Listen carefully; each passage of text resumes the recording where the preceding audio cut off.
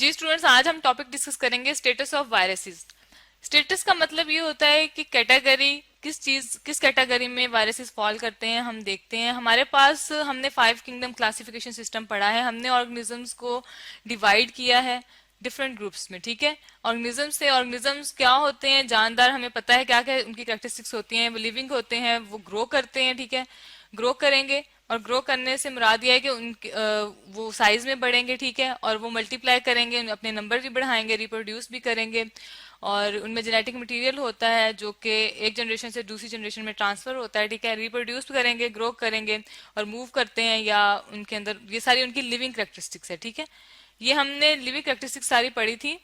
किसकी हमने पढ़ी थी? ये सारी लिविंग कैरेक्टरिस्टिक्स हमने पढ़ी हैं जानदारों की, ऑर्गेनिजम्स की। फिर हमने उनके ग्रुप्स बनाए हैं। ठीक है, कि वो प्लांट होते हैं या वो एनिमल होते हैं। ठीक है, प्लांट और एनिमल में भी हमने डिफरेंशिएशन किया है कि एनिमल्स जो होते हैं वो मूव नहीं करते, सॉरी, जो प्लांट्स होते हैं वो मूव नहीं करते, और जो एनिमल्स होते हैं वो मूव करते हैं। अब देखना ये है कि वायरसेस कहाँ फॉल करते हैं। वायरस क्या है? वायरस जिंदा चीज है या बेजान चीज है?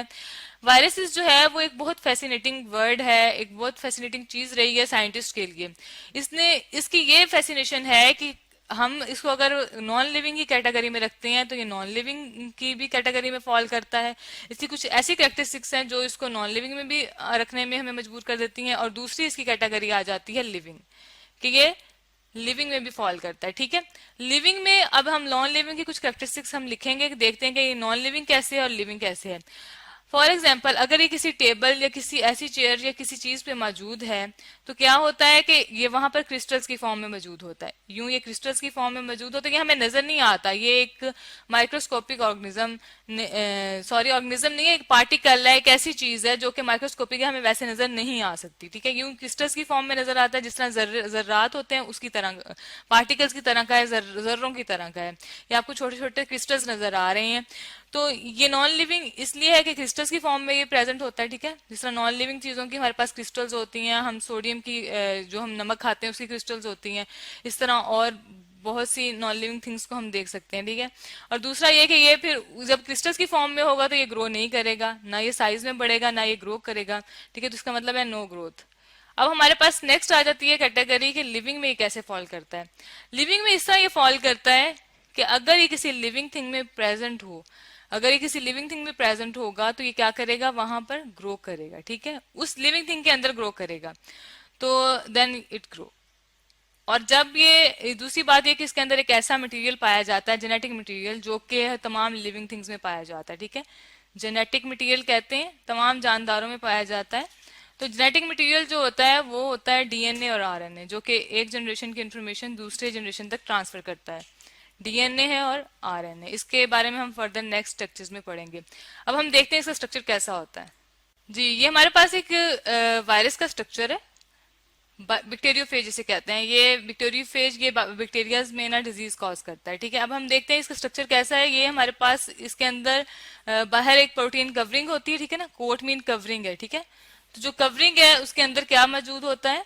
कवरिंग के अंदर हमारे पास एक जेनेटिक मटेरियल, जो हमने कहा था न्यूक्लिक एसिड है। ठीक है, जेनेटिक मटेरियल है जो कि इंफॉर्मेशन ट्रांसफर करता है, या जिसके अंदर ये इंफॉर्मेशन है कि वायरस का कैसा स्ट्रक्चर होगा। ठीक है, और वो क्या उसका फंक्शन होगा।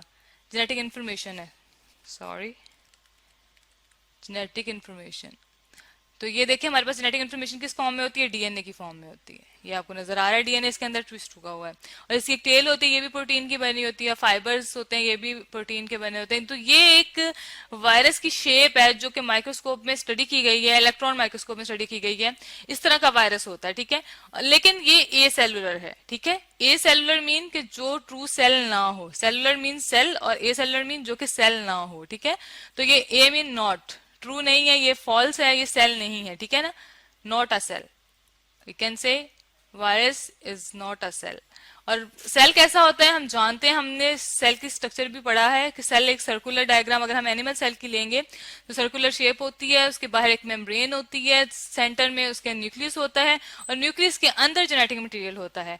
ठीक है, उसके अंदर डीएनए पाया जाता है। ये हमें पता है कि वायरसेस में भी जेनेटिक मटेरियल है, जिसकी वजह से हम इसे लिविंग कह रहे हैं, डीएनए, और बाकी सेल्स में भी डीएनए पाया जाता है। लेकिन ये इसलिए सेल नहीं है क्योंकि इसका प्रॉपर सेल स्ट्रक्चर नहीं है, और ये ज्यादातर इसका काम जो है वो डिजीजेस कॉज करता है। इसका सारे इसके जो भी इसका प्रोटीन का स्ट्रक्चर है, इसका जो आपने स्ट्रक्चर देखा है, ये डिजीज कॉजिंग है। ठीक है, तमाम प्लांट्स में, एनिमल्स में ये डिजीज कॉज करता है। डिजीज कॉजिंग है। डिजीज कौन कौन सी कॉज करता है हम देख लेते हैं। फॉर एग्जाम्पल इसमें डिजीज ये कॉज करता है इन्फ्लुएंजा, फ्लू कॉज करता है, और हेपेटाइटिस है। ये सारे वायरसेस की और भी बहुत सी हैं वायरसेस डिजीज के एग्जांपल। अब हम देखते हैं वायरस की तरह के कुछ और भी पार्टिकल्स होते हैं, वो क्या हैं और वो कौन सी डिजीज कॉज करते हैं। वायरस इसकी तरह के पार्टिकल्स होते हैं जी, जिस तरह वायरस एक पार्टिकल है, इसी तरह के और पार्टिकल्स होते हैं, प्रोटीन पार्टिकल होते हैं। जो प्रोटीन पार्टिकल्स होते हैं उनको हम कहते हैं पायरॉन्स। ठीक है, प्रोटीन पार्टिकल्स क्या कहलाते हैं? पायरॉन्स। और ये भी डिजीज कॉजिंग इन्फेक्शियस प्रोटीन होती है। इन्फेक्शन प्रोटीन जो कि इन्फेक्शन काज करती है, इन्फेक्शन कहते हैं बीमारी को। ठीक है, और बीमारी नॉर्मल बॉडी का फंक्शन जो है वो डिस्टर्ब कर देना, वो इन्फेक्शियस प्रोटीन कहलाती हैं। इसके बाद हमारे पास आ जाते हैं वायरॉइड्स।